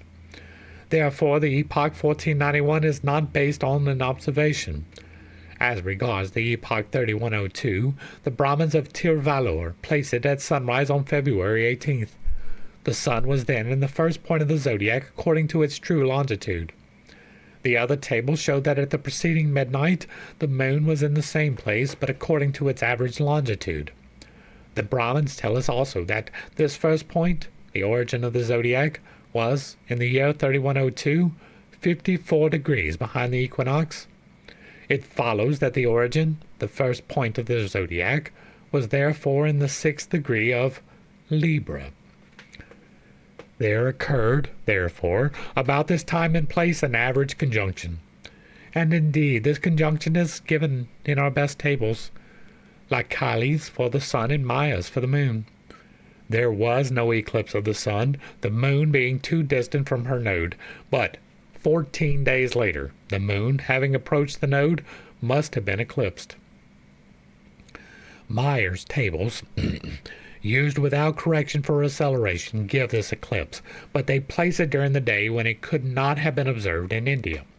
Cassini's tables give it as occurring at night, which shows that Meyer's motions are too rapid for distant centuries, when the acceleration is not allowed for, and which also proves that, in spite of the improvement of our knowledge, we can still be uncertain as to the actual aspect of the heavens in past times. This is one of those things that we can remedy, right? There is this program called Stellarium. There's probably others, but Stellarium I am familiar with. And you can go back and forward in time and see the different configurations for different latitudes. And so this should be something provable, at least these days, through computer simulation. Therefore, we believe that as between the two Hindu epochs, the real one is the year 3102, because it was accomplished by an eclipse which could be observed, and which must have served to determine it. This is a first proof of the truth of the longitude assigned by the Hindus to the sun and the moon at this instant. And this proof would perhaps be sufficient, were it not that this ancient determination becomes of the greatest importance for the verification of the motions of these bodies, and must, therefore, be borne out by every possible proof of its authenticity. We notice, first, that the Hindus seem to have combined two epochs together into the year 3102. The Tirvalur Brahmins reckon primarily from the first moment of the Kali Yuga, but they have a second epoch placed second, or 2 days, 3 hours, 32 minutes, 30 seconds later. The latter is the true astronomical epoch, while the former seems to be a civil era. But if this epoch of the Kali Yuga had no reality and was the mere result of a calculation, why should it be thus divided? Their calculated astronomical epoch would have become that of the Kali Yuga, which would have been placed at the conjunction of the sun and the moon, as is the case for the epochs of the three other tables. They must have had some reason for distinguishing between the two, and this reason can only be due to the circumstances, and at the time of the epoch, which therefore could not be the result of calculation. This is not all. Starting from the solar epoch determined by the rising of the sun on February 18th, 3102, and tracing back events 2 days, 3 hours, 32 minutes, and 30 seconds, we come to 2 hours, 27 minutes, 30 seconds a.m. of February 16th, which is the instant of the beginning of the Kali Yuga. It is curious that this age has not been made to commence at one of the 4 great divisions of the day. It might be suspected that the epoch should be at midnight, and that the 2 hours, 27 minutes, and 30 seconds are a meridian correction. But whatever may have been the reason for fixing on this moment, it is plain that were this epoch the result of calculation, it would have been just as easy to carry it back to midnight, so as to make the epoch correspond to one of the chief divisions of the day, instead of placing it at a moment fixed by the fraction of a day. Second, the Hindus assert that at the first moment of Kali Yuga there was a conjunction of all the planets, and their tables show this conjunction, while ours indicate that it might actually have occurred.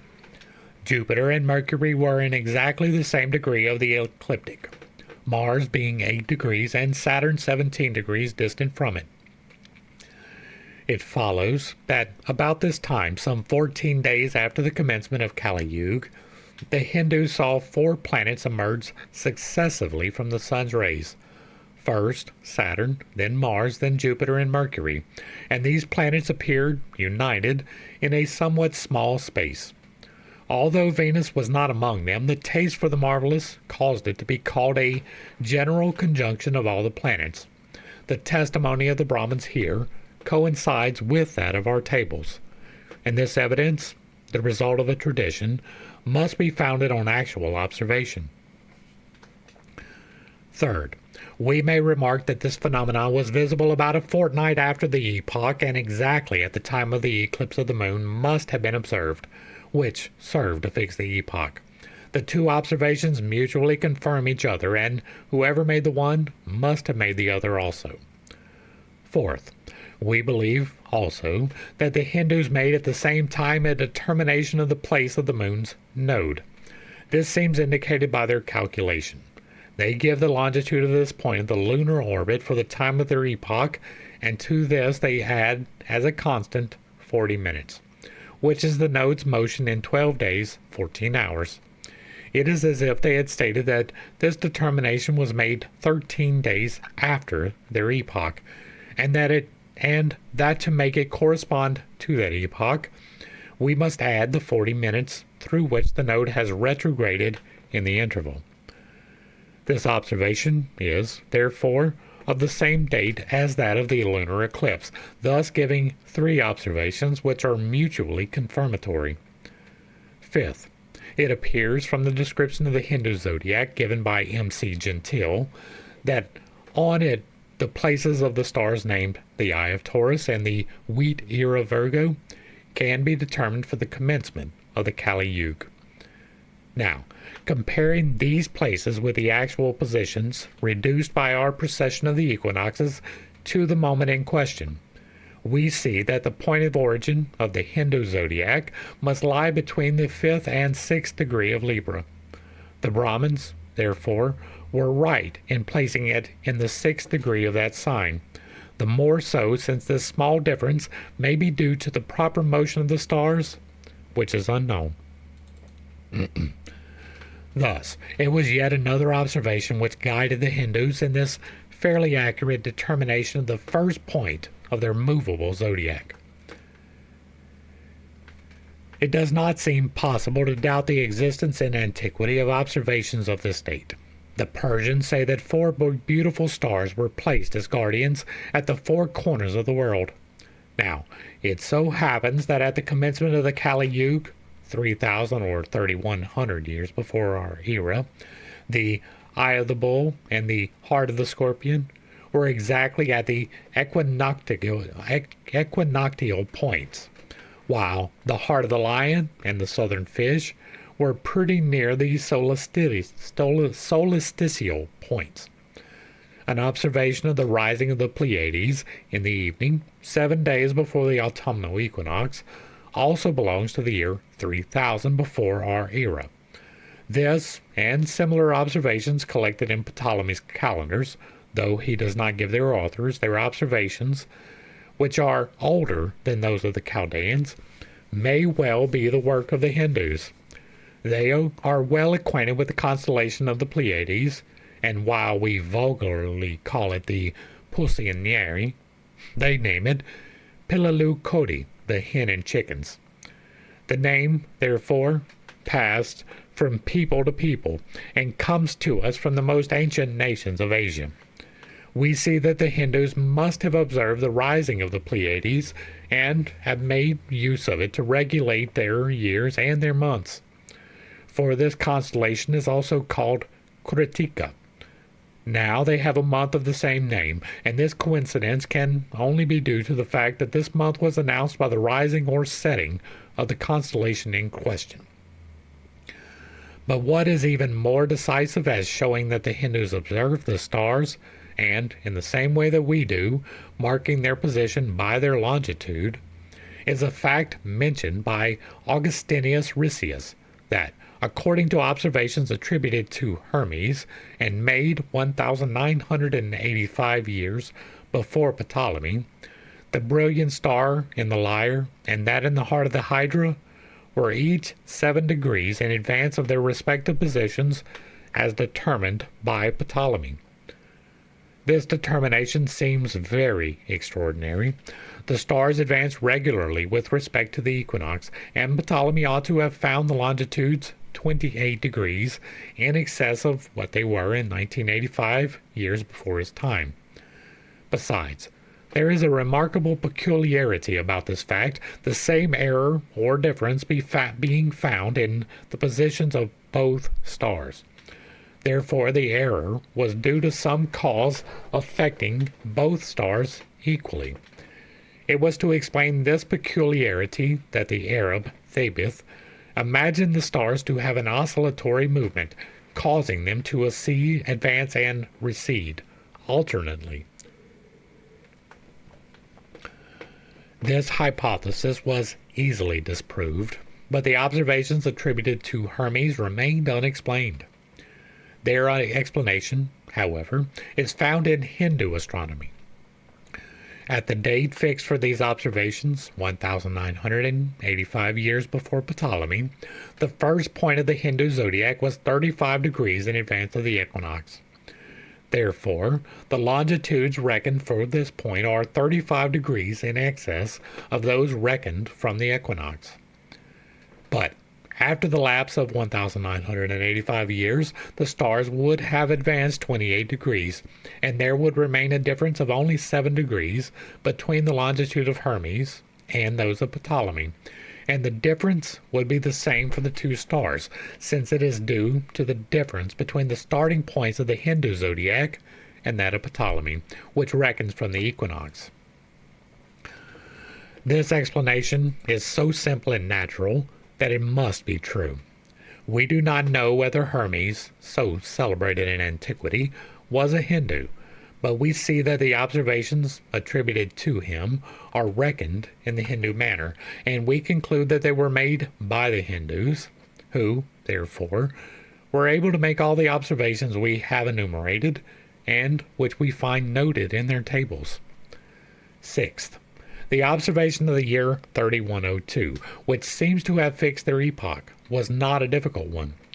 We see that the Hindus, having once determined the moon's daily motion of 13 degrees 10 minutes 35 seconds, made use of it to divide the zodiac into 27 constellations related to the period of the moon, which takes about 27 days to describe it. It was by this method that they determined the positions of the stars in the zodiac. It was thus they found that a certain star of the Lyre was in 8 hours 24 minutes, the heart of the Hydra in 4 days 7 hours, longitudes which are ascribed to Hermes, but which are calculated on the Hindu zodiac. Similarly, they discovered that the wheat ear of Virgo forms the commencement of their 15th constellation, and the eye of Taurus the end of the 4th, these stars being the one in 6 days 6 hours 40 minutes, the other in 1 day 23 hours 20 minutes, of the Hindu zodiac. This being so, the eclipse of the moon, which occurred 14 days after the Kali Yuga epoch, took place at a point between the wheat ear of Virgo and the star of the same constellation. These stars are very approximately a constellation apart, the one beginning the 15th, the other the 16th. Thus, it would not be difficult to determine the moon's place by measuring her distance from one of these stars. From this, they deduced the position of the sun, which is opposite to the moon, and then, knowing their average motions, they calculated that the moon was at the first point of the zodiac according to her average longitude at midnight on the 17th 18th of February of the year 3102 before our era, and that the sun occupied the same place 6 hours later according to his true longitude, an event which fixes the commencement of the Hindu year. 7th, the Hindus state that 20,400 years before the age of Kali Yuga, the first point of their zodiac coincided with the vernal equinox, and that the sun and moon were in conjunction there. This epoch is obviously fictitious. Why it should be fictitious can never be made plain by European scientists. But we may inquire from what point 20,400 years before the age of the Kali Yuga, the first point in the zodiac coincided with the vernal equinox, and the sun and moon were in conjunction there. This is obviously fictitious, but we may inquire from what point, from what epoch, the Hindus set out establishing it. Taking the Hindu values for the revolution of the sun and moon, vis-a-vis 365 days, 6 hours, 12 minutes, 30 seconds, and 27 days, 7 hours, 43 minutes, 13 seconds, we have 20,400 revolutions of the sun, equaling 7,451,777 days, 2 hours, 272,724 revolutions of the moon, 7,451,277 days, 7 hours. Such is the result obtained by starting from the Kali Yuga epoch, and the assertion of the Hindus that there was a conjunction at the time stated is founded on their tables. But if, using the same elements, we start from the era of the year 1491 or from another placed in the year 1282, of which we shall speak later, there will always be a difference of almost 1 or 2 days. It is both just and natural, in verifying the Hindu calculations, to take those among their elements which give the same results as they had themselves arrived at, and to set out from that one among their epochs which enables us to arrive at the fictitious epoch in question. Hence, since to make this calculation, they must have set out from their real epoch, the one which was founded on an observation, and not from any of those which are derived from this very calculation from the former, it follows that their real epoch was that of the year 3102 before our era. 8th, the Tiravalori Brahmins give the moon's motion as 7 days 2 hours 8 minutes on the movable zodiac, and as 9 days 7 hours 45 minutes 1 second, as referred to the equinox in a great period of 1,600,984 days, or 4,386 years and 94 days. We believe this motion to have been determined by observation, and we must state at the outset that this period is an extent which renders it but ill-suited to the calculation of the mean motions. In their astronomical calculations, the Hindus make use of periods of 248, 3,031, and 12,372 days. But apart from the fact that these periods, though much too short, do not present the inconvenience of the former, they contain an exact number of revolutions of the moon referred to its apogee. They are in reality mean motions. The great period of 1,600,984 is not a sum of accumulated revolutions. There is no reason why it should contain 1,600,984 rather than 1,600,985 days. It would seem that observation alone must have fixed the number of days and marked the beginning and end of the period. This period begins on the 21st of May, 1282 of our era, at 5 hours 15 minutes 30 seconds at Benares. The moon was then in apogee, according to the Hindus, and her longitude was 7 days 13 hours 45 minutes 1 second. Meyer gives the longitude as 7 days 13 hours 53 minutes 48 seconds, and places the apogee at 7 days 14 hours 6 minutes 54 seconds. The determination of the moon's place by the Brahmins thus differs only by 9 minutes from ours, and that of the apogee by 22 minutes, and it is very evident that they could have only obtained this agreement with our best tables and this exactitude in the celestial positions by observation. If, then, observation fixed the end of this period, there is every reason to believe that it determined its commencement, but then this motion, determined directly and from nature, would of necessity be in close agreement with the true motions of the heavenly bodies. And in fact, the Hindu motion during this long period of 4,883 years does not differ by a minute from that of Cassini, and agrees equally with that of Meyer. Thus, two peoples, the Hindus and the Europeans, placed at the two extremities of the world, and perhaps as distant by their institutions, have obtained precisely the same results as regards the moon's motions, and an agreement which would be inconceivable if it were not based on the observation and mutual imitation of nature. We must remark that the four tables of the Hindus are all copies of the same astronomy. It cannot be denied that the Siamese tables existed in 1687, when they were brought from India by Monsieur de Lebeau. At that time, the tables of Cassini and Meyer were not in existence, and thus the Hindus were already in possession of the exact motion contained in these tables, while we did not yet possess it. Footnote. The following is an answer to those men of science who might suspect that our astronomy was carried to India and communicated to the Hindus by our missionaries. First, Hindu astronomy has its own peculiar forms, characterized by their originality. If it had been our astronomy translated, great skill and knowledge would have been needed to disguise the theft. Second, when adopting the mean movement of the moon, they would have adopted also the inclination of the ecliptic, the equation of the sun's center, the length of the year. These elements differ completely from ours and are remarkably accurate as applying to the epoch of 3102, while they would be exceedingly erroneous if they had been calculated for last century. Third, finally, our missionaries could not have communicated to the Hindus in 1687 the tables of Cassini, which were not then in existence.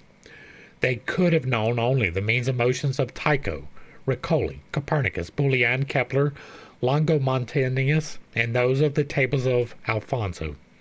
I will now give a tabular view of these mean motions. I am not going to read that. None of these motions, except Cassini's, agrees with that of the Hindus, who therefore did not borrow their mean motions, since their figures agree only with those of Cassini, whose tables were not in existence in 1687. This means mean motion of the moon belongs therefore to the Hindus, who could have only obtained it by observation. It must, therefore, be admitted that the accuracy of this Hindu motion is the point of observation. It is exact throughout this period of 4,383 years because it was taken from the sky itself, and if observation determined its close, it fixed its commencement also. It is the longest period which has been observed, and of which the recollection is preserved in the annals of astronomy. It has its origin in the epoch of the year 3102 BC, and it is a demonstrative proof of the reality of that epoch. Bailey is referred to at such length as he is one of the few scientific men who have tried to do full justice to the astronomy of the Aryans. From John Bentley down to Burgess's Surya Siddhanta, not one astronomer has been fair enough to the most learned people of antiquity. However distorted and misunderstood the Hindu symbology, no occultist can fail to do it justice once he knows something of the secret sciences, nor will he turn away from their metaphysical and mystical interpretation of the zodiac, even though the whole Pleiades of royal astronomical societies rise in arms against their mathematical rendering of it. The descent and reascent of the monad, or soul, cannot be disconnected from the zodiacal signs, and it looks more natural, in the sense of the fitness of things, to believe in a mysterious sympathy between the metaphysical soul and the bright constellations, and in the influence of the latter on the former, than in the absurd notion that the creators of heaven and earth have placed in heaven the types of the 12 vicious Jews. And if, as the author of the Gnostics asserts, the aim of all the Gnostic schools and later Platonists was to accommodate the old faith to the influence of Buddhistic theosophy, the very essence of which was that the innumerable gods of the Hindu mythology were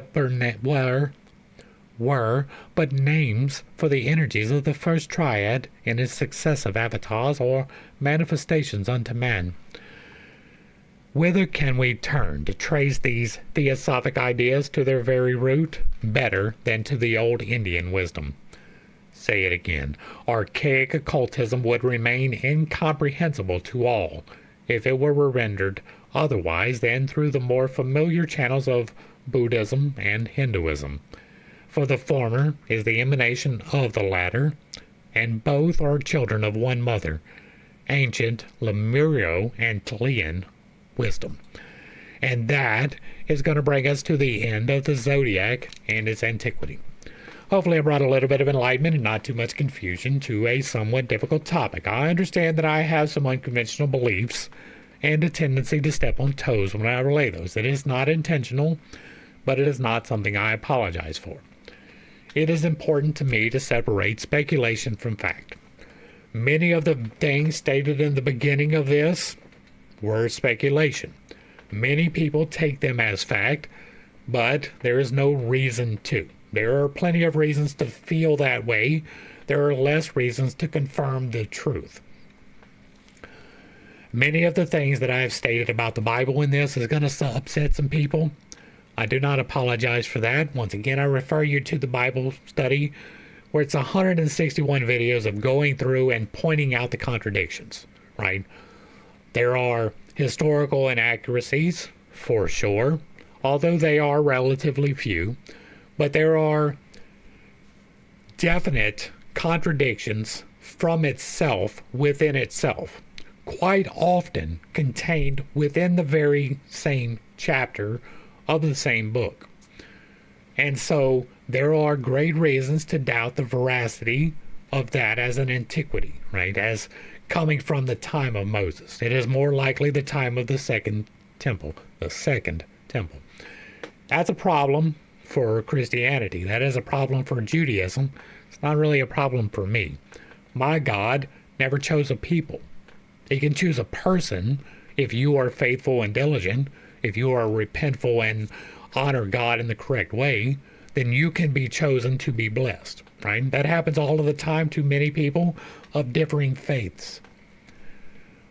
There is no chosen people. That is a great fallacy that has been swallowed wholesale by many people. Not just the one or the offshoot of the one, but others as well. God does not choose a people. God created all of the people, and therefore we are all the same to Him, except in how we relate to Him. And so if you, in particular, are faithful in the way that Job was, then you can be singled out, right, for extra. That's what happened to Job, right? According to the Bible, Job was the first righteous man. He was perfect in all of his ways, doing all of the things in the exact same or the exact way that it should be done. He was perfect according to the Bible. And yet, despite the fact that he was perfect, he was chosen for persecution. That is a singling out. That is a choosing, right, to be an example of faithfulness. Now, there are great reasons to doubt the veracity of the book of Job, but it is older than the Bible. So that story's been around for a while for a reason. God will reward you for diligent service, for doing the right thing, most of the time. If you like what I'm doing over here, let me know down below. Give me a like, a share, a sub. Throw me a comment if you agree or disagree with anything that I stated in here. If it remains respectful, it gets to remain up. If there is another work you would like to see me discuss in the manner that we are doing here, drop that in the comments as well. And if you really like what I'm doing, hit me with that super thanks or even the membership. The bills do not pay themselves. To the crew, thanks for hanging out. I appreciate every single minute that you are here with me, and I am praying for you every single day. Until next time, I love you. God loves you. You are perfect, whole, and complete just the way that you are. And this has been Pitt's Take. Peace.